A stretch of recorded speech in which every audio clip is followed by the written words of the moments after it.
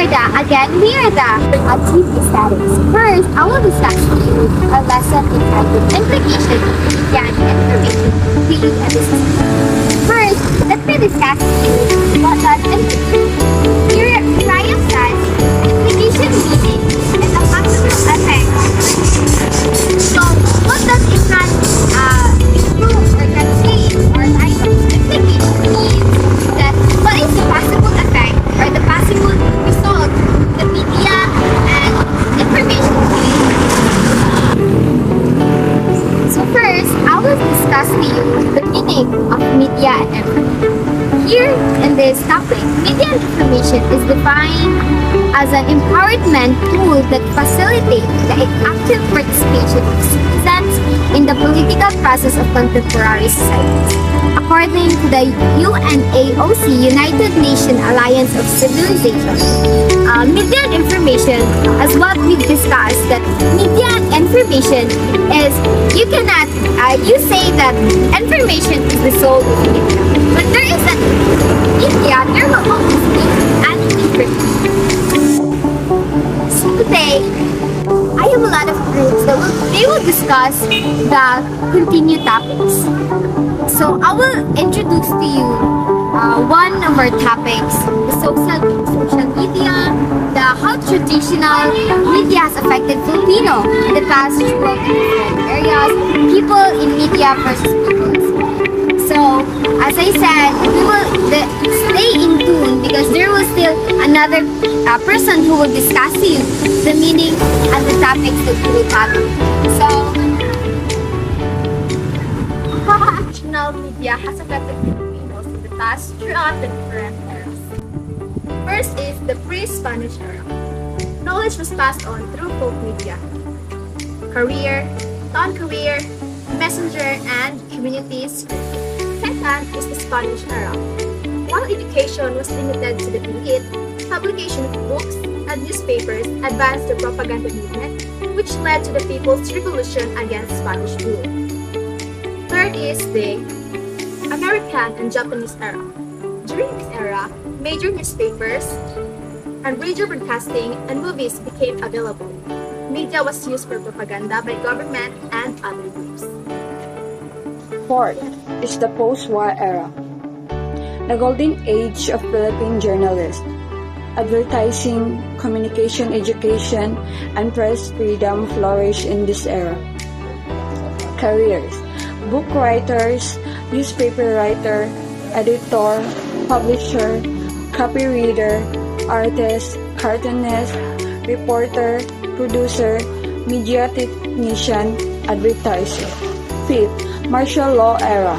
Highlights of this era include the government takeover of media and the press and the image engineering of the Marcoses in the name of nationalism. Post-EDSA era. People power brought greater freedom for Philippine media. During this era, the new constitution recognized the vital role of communication and information in nation building. Press freedom influenced the growth in media careers. Seventh, modern era. Careers with designer, online instructors, digital producers, bloggers, animators, programmer, archivist, metadata analyst, data miner, user experience designer, call center agent, virtual assistant.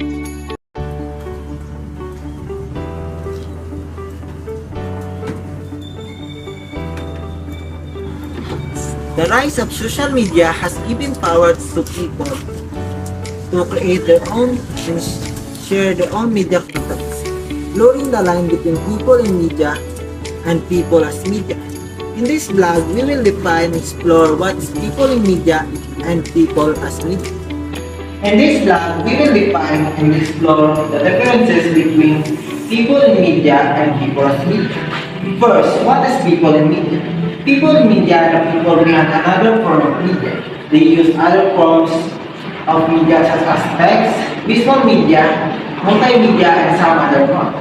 Second, what is people as media? People as media are media itself. The person serves as the medium for another person to learn and acquire new knowledge. Furthermore, people as media refer to the individuals who use social media and other online platforms for the purpose of self-expression, activism, and journalism. On the other hand, people in media refer to the individuals who work in the media industry such as journalists, writers, editors, broadcasters, and other professionals who produce contents for various forms of media. So there are different types of journalists by medium. There are print journalists, photojournalists, broadcasting journalists, multimedia, and journalists. So print journalists is collect and analyze facts about the newsworthy events by interview, investigation, and observation, and write stories for magazines, newspaper, and journal. Next is photojournalism. It's a journalism that uses images tell a news story. It usually refers to still images but can also refer to video used to broadcast. Next is broadcast journalism, or the front line of television and radio journalism. They are thought of as the face and voice of the news story. Broadcast journalists must feel comfortable with thousands, sometimes millions of people because people looking at their faces and listening to their voice. Next is multimedia. Multimedia is a form of communication that uses a combination of different content of forms such as text, images, audio, and video.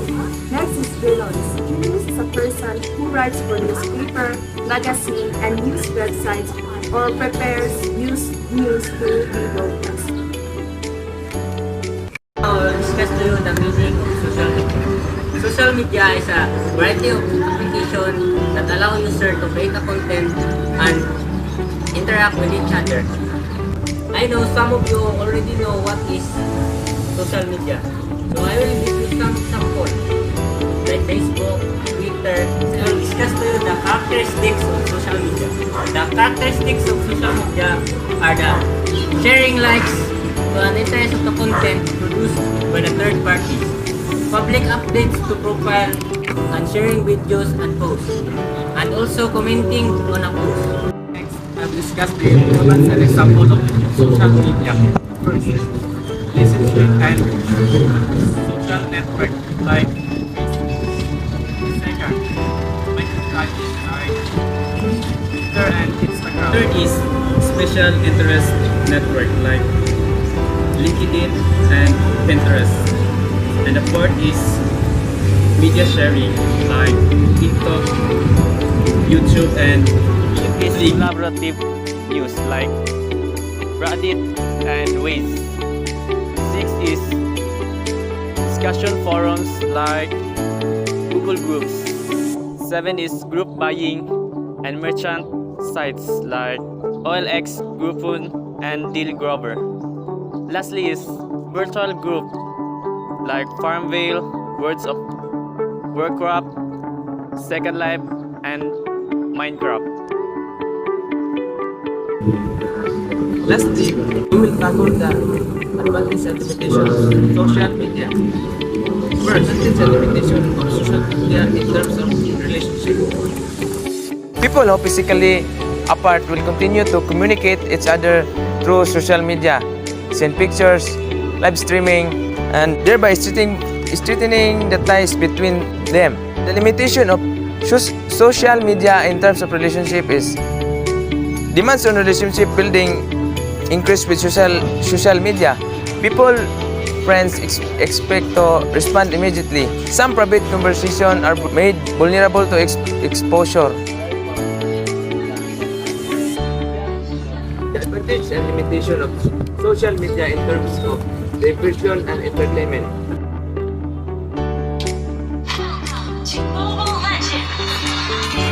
Social media can provide great entertainment and allow users to have a respite from their busy schedule. And the limitation of diversion entertainment in social media is this form of entertainment can often be addictive. Others find it's more difficult to manage their time wisely and to focus on the tasks on hand.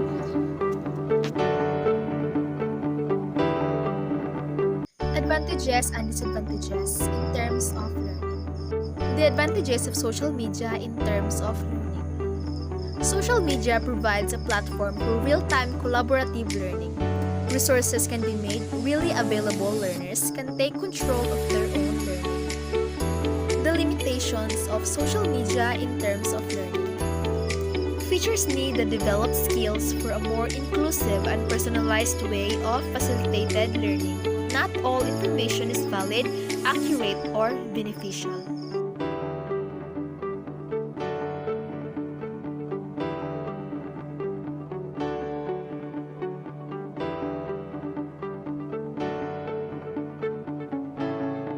The advantage and limitation of social media in terms of recognition is Instant recognition by the way of simply liking a post can be very gratifying and encouraging.